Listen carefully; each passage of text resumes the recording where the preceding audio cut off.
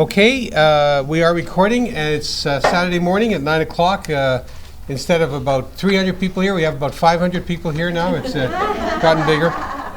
And I'll do a little bit of summary for the benefit of those who weren't here, but only a short one, and I'm available at a break or any time if you want to talk in more detail about developing a plan of eating.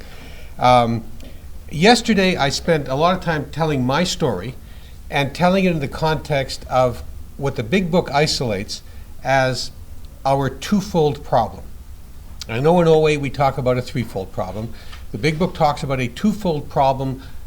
It also talks about a spiritual problem as well. But it talks about it in this way. It talks about it as a physical and mental problem, not as a physical and emotional. And, I don't think the words are particularly important. In OA, it's emotional. What's important to understand from the big book perspective, and we'll be dealing with that in quite some detail this morning, is that whether you use the word emotional or mental, it's not simply deep emotions. We could be really straight and clear in our emotions and still go back to eating. And I'll talk about that at some length this morning. But the twofold problem is very simply this. It took me 7 years in this program to accept it. And during that time I relapsed, but I finally accepted it. From the moment I accepted it, I accepted the solution. The problem is that we have bodies that are abnormal in the sense that they develop cravings, uncontrollable cravings, when they eat certain foods or indulge in certain eating behaviors. And these uncontrollable cravings mean that we can't stop once we've started. As I went into some detail, everyone in this program will have a different group of or set of food ingredients and eating behaviors that cause them uncontrollable cravings. That's the one thing that OA does stand for, is this notion that there isn't one substance or one group of substances that's common to us all. I can eat something that other people can't eat, and other people can eat something that I can't eat. There may be overlaps, a lot of overlaps among many of us, but somewhere in this world there's someone who can eat everything I can't, and somewhere in this world there's a person I can eat everything that person cannot. So although there may be major overlaps, there's no exact. And we have to develop a plan of eating based on abstaining from those things that cause us cravings. Just as the alcoholic must abstain from alcohol, we have to abstain from eating those foods and indulging in those eating behaviors which we have identified personally for ourselves, honestly, after a real examination of ourselves, self-examination. We have to abstain from those things that cause us uncontrollable cravings. Clearly, once we start, we can't stop, therefore we should never start. That we spent a lot of time dealing with yesterday. We'll spend a lot more time this morning dealing with the second part, which is that our real problem is not that we get these abnormal reactions, because anyone who gets an abnormal reaction to any substance would, if he or she were sane, simply avoid contact with that substance. It's that obvious. Talked about shrimp yesterday. If I got an anaphylactic shock eating shrimp, I would stay away from shrimp. I wouldn't go near it. Why would I go near anything that caused me life-defying illnesses? People are allergic to gluten. People are allergic to all kinds. I have a friend who's allergic to, my goodness, to parsley, carrots, and I can't remember the other one. And he's allergic to them. My wife's allergic to eggplant. I mean, people stay away from things they get allergic to. I stay away from bees and wasps and all kinds of things. But all my life, I never stayed away, my eating life, I never stayed away from the foods that I have allergies to. An allergy, in the context of the time the big book was written, means simply an abnormal physical reaction to a physical substance. And my abnormal physical reaction is cravings. So I spent a lot of time talking about my own story in relation to those two problems, and talking about developing a plan of eating. I told a bit about Bill's story. I didn't go through the entire chapter, which begins in page 1. But I did tell you a bit about his going to the town's hospital 3 times, and how he had discovered through his friend Ebby a method of getting a solution to the mind problem, getting sane again. And his friend Ebby had come to him and said, I'm sane, I don't want to drink anymore, even though Ebby had been, according to Bill, a worse drinker than Bill had become, and that was pretty bad. And Bill was faced with a really difficult choice, because Ebby said, I've got religion, and he talked about a religious concept, which I'll talk about more when we get into another chapter. And Bill had all kinds of prejudices against religion. But he says, and I think this is just an important passage to point out, he says at page 11, after Bill talks a bit about how he doesn't like religion, doesn't believe in God, and he says right in the middle, but my friend sat before me, and he made the point-blank declaration that God had done for him what he could not do for himself. His human will had failed. The doctors had pronounced him incurable. Society was about to lock him up. I'll tell you a bit more about that. Like myself, he had admitted complete defeat. Then he had, in effect, been raised from the dead, suddenly taken from the scrap heap to a level of life better than the best he'd ever known. I mean, this was an Ebby who had been a drinker all his life, had never been known to turn down a drink, who turned down a drink and said, I'm not drinking, I don't even want to drink. And Bill says, had this power originated in him? Obviously it had not. There had been no more power in him than there was in me at that minute. And this was none at all. And I understand that. I mean, when I went to my first OA meeting, when I spoke to my first OA member, and I realized they were the same as, they had been the same as I was, but they weren't the same anymore. And they had something I wanted. They had this freedom that I wanted. And if they were like me, clearly they had no power in them any more than I ever had power in me. So where do they get this power? So Bill goes on, he says, that floored me. It began to look as though religious people were right after all. I love the sentence. Here was something at work in a human heart which had done the impossible. My ideas about miracles were drastically revised right then. I mean, Bill was not religious. He was quite anti-religious. Didn't believe in the miracles of old. He said, never mind the musty past, the dirty, the dusty past. Here sat a miracle directly across the kitchen table. He shouted great tidings. And, you know, when I say to a newcomer, ice cream goes bad in my freezer and I don't care, and I think that's a miracle, do you think that's a miracle? And if they say, yeah, I think that's a miracle, as many, many have, then I know we're talking the same language. That's the real miracle, that I can be around all these foods and not want them is a miracle given my past. I saw that my friend, he goes on right at the bottom of page 11, was much more than inwardly reorganized. He was on a different footing. His roots grasped a new soil. And Bill says, I just can't go for this God thing. And Ebby then says something that probably went against the concepts of the religion that he had become a part of. Ebby says right in the middle of page 12, why don't you choose your own conception of God? And we'll be talking about that this morning. And this was very important, because I got to tell you that if I had to adopt a God that is normally talked about in religious circles, I would not be in this program. But in fact, I don't have to adopt someone. I can adopt my own conception of God, which is of a completely non-existent thing. And I'll talk about that. Now, as I told you, Bill stewed about this and got drunk and went back to the town's hospital.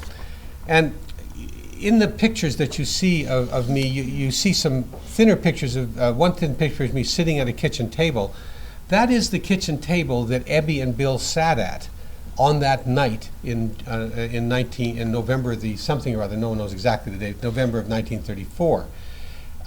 That kitchen table was put in storage, and because Bill and Lois went belly up, and then ultimately they picked up that stuff. When they got more money, they bought a house in Bedford Hills, New York, which is north of New York City. And it's a museum now. You can go there. They have tours there.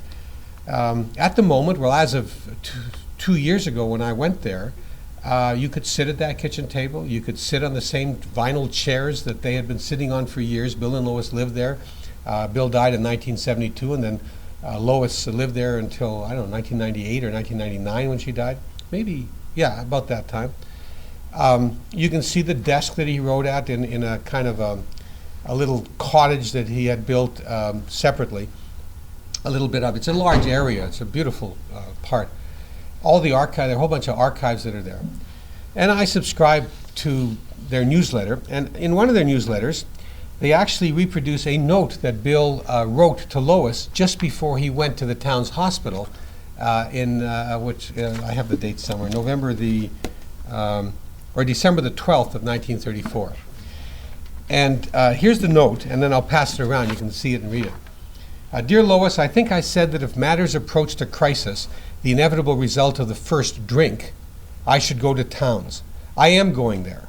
I also said under no condition would I go to towns. I shall not try to resolve these inconsistencies. On the one hand is the great pressure, on the other a glimpse of a new fine life. I shall not delay a moment. Yours, you do not know how dearly, Bill. And Lois puts a note on the top of it. And it's all, the archival experience is awful. She's got like a paper clip holding the note onto this piece of paper, which is, of course, to AAers, to big book thumpers is like gold, eh? Very important note. I found this when I returned home from work and was hurt and sore as he hadn't consulted me and I was paying more of the bills and he had been there just a few months before. So I'll just pass this note around.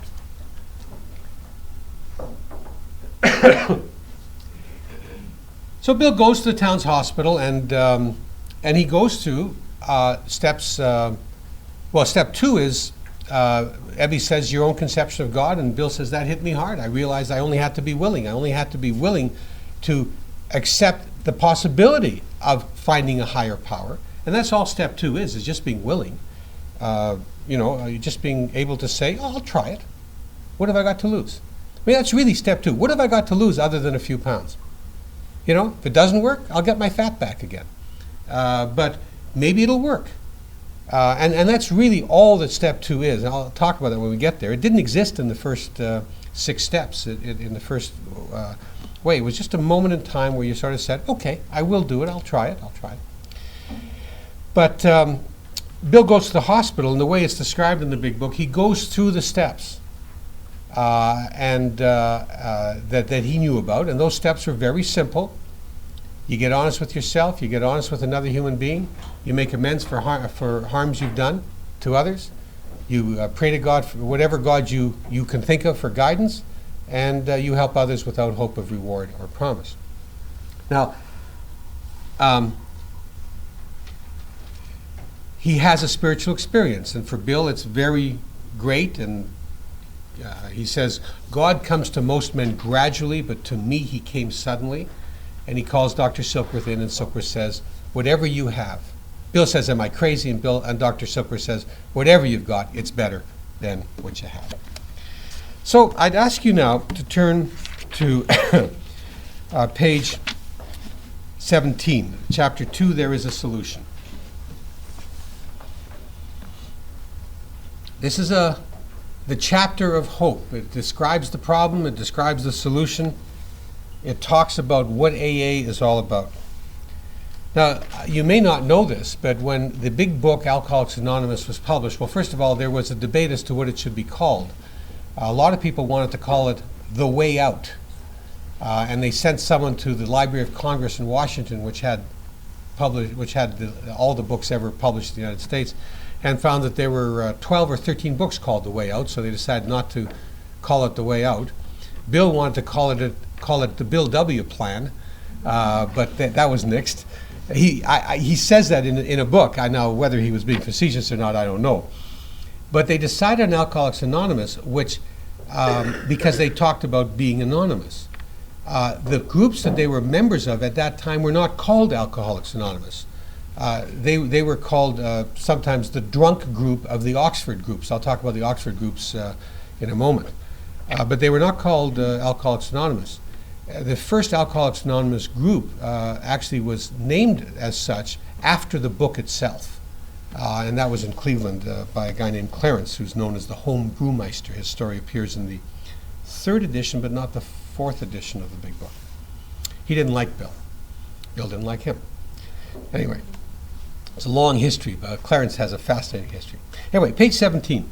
We of Alcoholics Anonymous know thousands of men and women who were once just as hopeless as Bill. Nearly all have recovered. They have solved the drink problem. You know, if you feel embarrassed and if you've gone through step 9 and you have indeed recovered and you no longer want to eat the foods that used to beckon to you, here's your encouragement to say that you've recovered rather than you are recovering. Because the big book always uses that word. They have solved the drink problem. And what does the newcomer want to hear? Not I'm working at it, but it's done. As long as a day at a time, a minute at a time, as long as I work this program, I will continue my recovery. But at the moment I have recovered, that's what they want to hear. I'm free. We are average Americans. All sections of this country, many of its occupations are represented, as well as many political, economic, social, and religious backgrounds. We are people who normally would not mix. And isn't that true? Have we ever, how rarely have we ever met each other outside of the walls of OA? We have. I've met some people in grocery stores, sometimes at theater, rarely, or at movies, rarely. We just are people, or our social paths or our work paths generally do not mix. But there exists among us a fellowship, a friendliness, and an understanding which is indescribably wonderful. We are like the passengers of a great liner the moment after rescue from shipwreck, when camaraderie, friendship, joyousness, and democracy go around the vessel from steerage to captain's table. Unlike the feeling of the ship's passengers, however, our joy in escape from disaster does not subside as we go our individual ways. So the feeling of having shared in a common peril is just one element in the powerful cement which binds us, but that in itself would never have held us together as we are now joined. The Titanic survivors probably did not hold weekly meetings.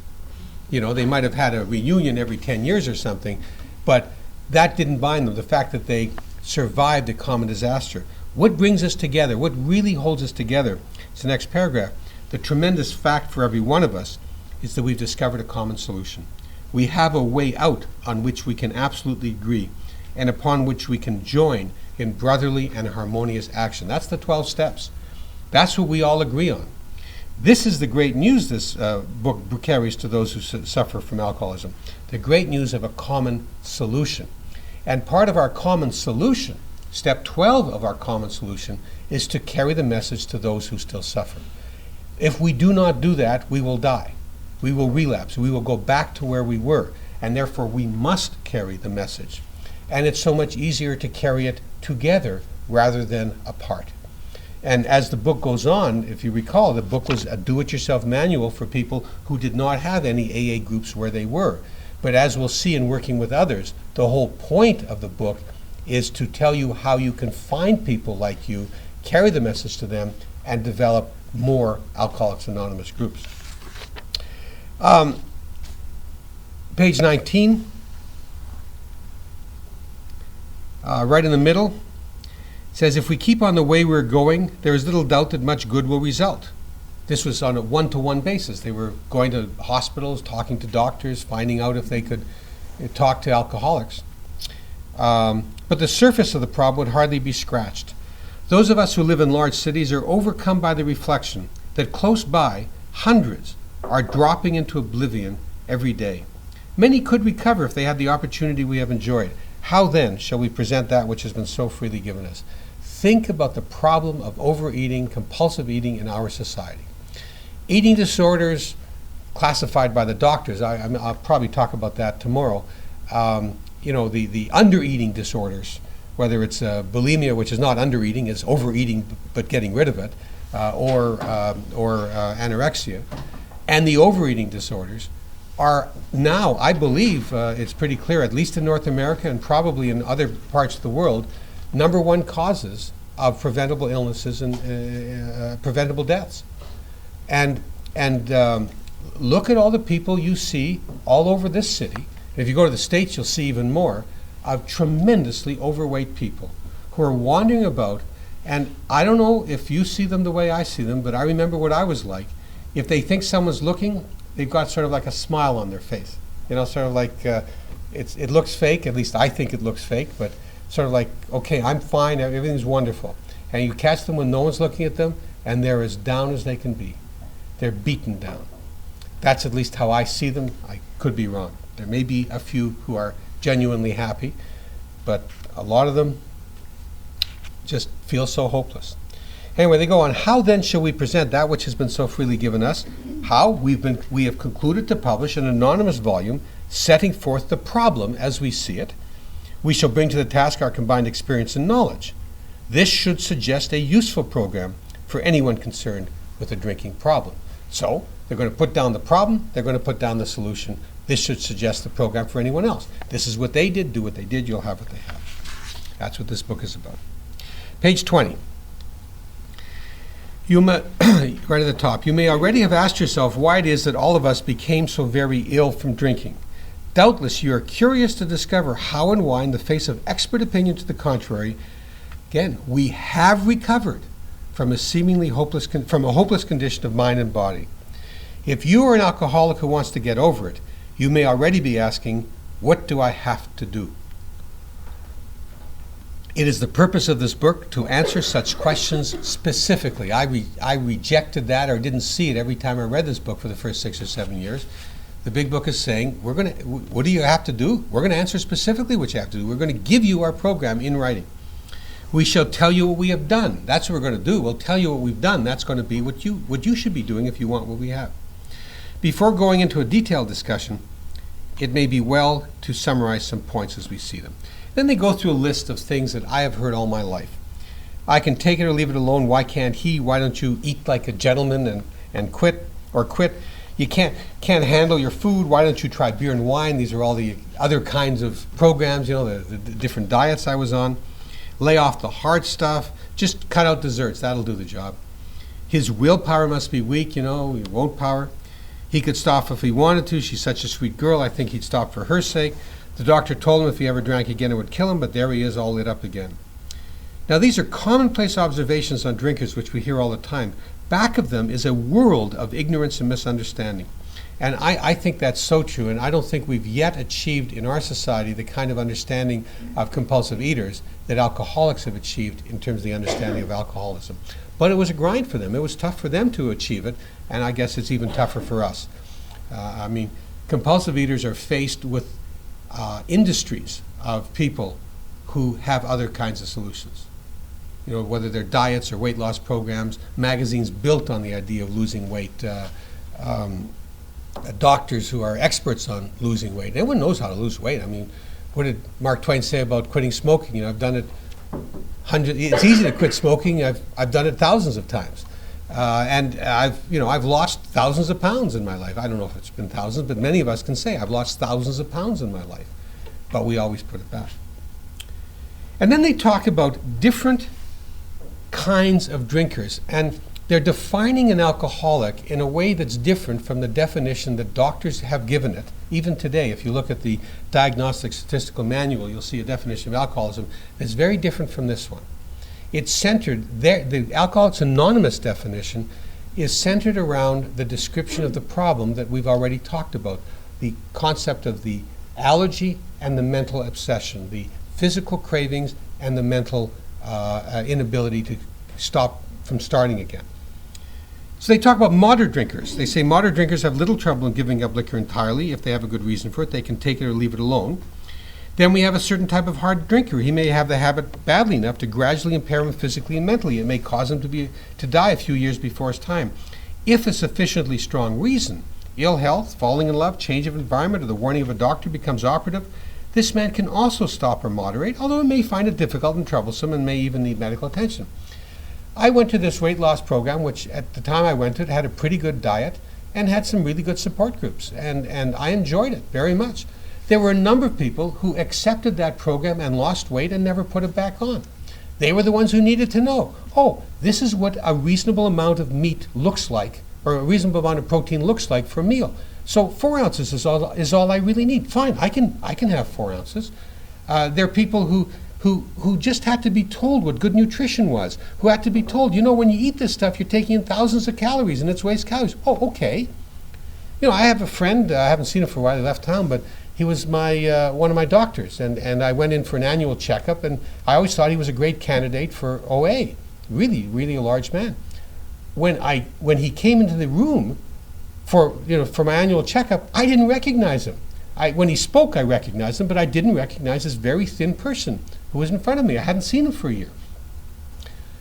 What happened? Well, he said, I went to my doctor, and I said, I'm too fat. The doctor said, tell me what you eat. And I told him what I ate, and the doctor said, cut out cheese. So I cut out cheese. That's all the guy needed. He didn't need to go to the program that I need to go to. He didn't have my problem. He just needed to be told, this is not good for you.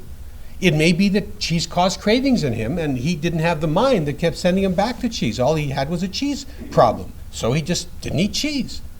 So a lot of people can be heavy eaters and not need our program. But they go on, they say, what about the real alcoholic? He may start off as a moderate drinker.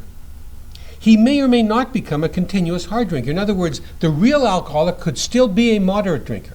Doesn't have to be a hard drinker at all.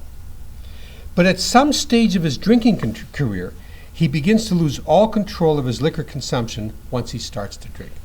So the alcoholic is the person who has this allergy, who loses control. and as we'll find out, also the person who can't stop from going back to it. Page 22. They talk about the guy who, the businessman who has the appointment and loses it and all that. And I've often looked at that, all these dramatic things, and I've said, well, we aren't like that. I used to laugh at that passage, and then I thought to myself, we are slow. As I said yesterday, compulsive eating makes us lethargic. We are literally couch potatoes the heavier we get, especially for the overeater. But if you took a movie of me for a month, and then you speeded it up to take a day, you would see very similar behavior. You might not see, I eat and then suddenly I become combative and angry and weird to my family.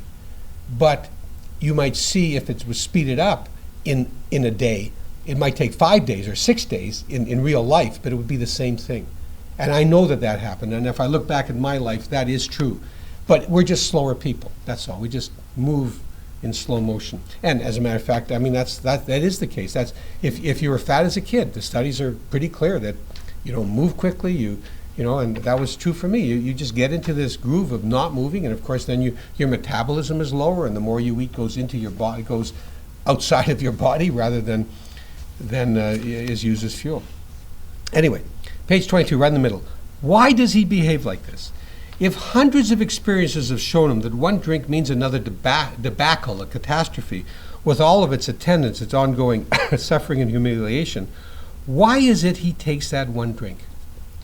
Why can't he stay on the water wagon? What has become of the common sense and willpower that he still sometimes displays with respect to other matters? See, that's the real problem. And what's their answer? Perhaps there never will be a full answer to these questions. Opinions vary considerably as to why the alcoholic reacts differently from normal people.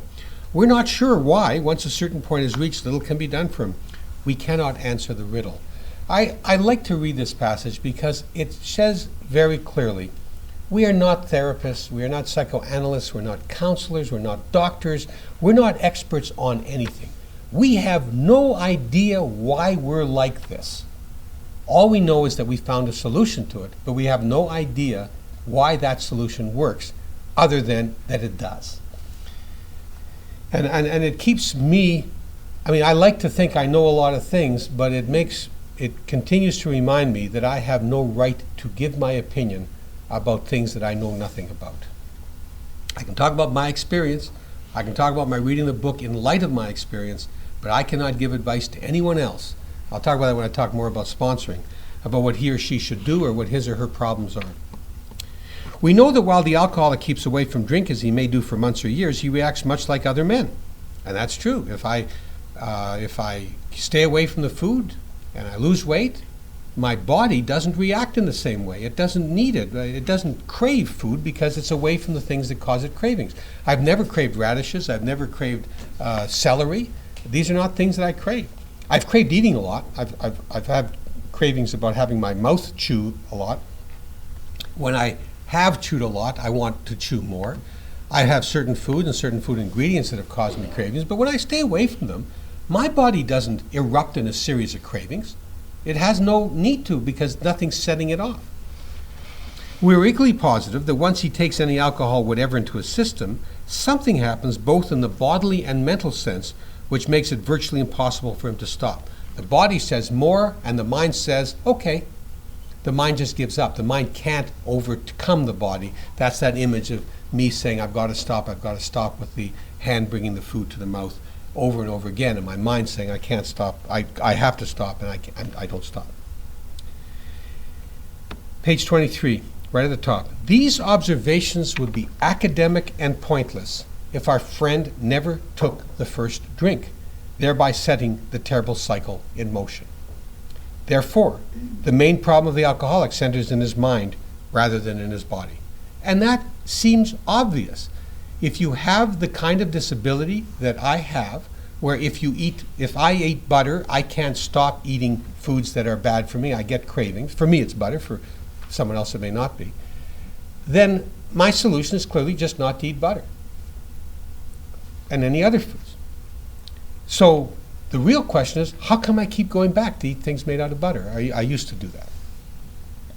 If you ask him why he started on that last bender, the chances are he will offer you any one of 100 alibis. Sometimes these excuses have a certain plausibility. They seem reasonable in a certain way, but none of them really make sense in the light of the havoc, the chaos an alcoholic's drinking bout creates. They sound like the philosophy of the man who, having a headache, beats himself on the head with a hammer so he can't feel the ache. And I understand that perfectly. I mean, what is my solution to feeling depressed because no one loves me, because I'm so fat, because I'm so unlovable? What has been my solution? To eat more. I mean, isn't that crazy? But that has been my excuse for eating more. All my depression about what I look like goes into a solution. Oh, I'll just eat more. The alcoholic wakes up, oh my God, what did I just do? All these horrible things I just did? I guess I'll have a drink, I'll feel better. And it just gets worse. If you draw this fallacious, this false reasoning to the attention of an alcoholic, he'll laugh it off or become irritated and refuse to talk. Once in a while, and I remember my father-in-law, who we loved each other so much, and he would look at me, he would watch me eat. I mean, at the end of a meal, my wife and my mother-in-law would have left, because in my wife's family, people left the dinner table. In my family, you stayed for hours and you talked, but in there, you finished eating, you leave. He would stay to keep me company. He wouldn't eat. He had maybe tea or something, and I'd be chowing down on all these wonderful pastries that my mother-in-law would bake. And at one point, I remember him saying to me, why can't you just push yourself away from the table? And I remember the way he said it, and I remember I knew him pretty well at this time, and I know that it was an idea that had been on his mind for such a long time, that he worried so much about my health, that he didn't know quite how to phrase it, that it just it popped out, but he had been thinking about it for such a long time. He was not a man of many, many words.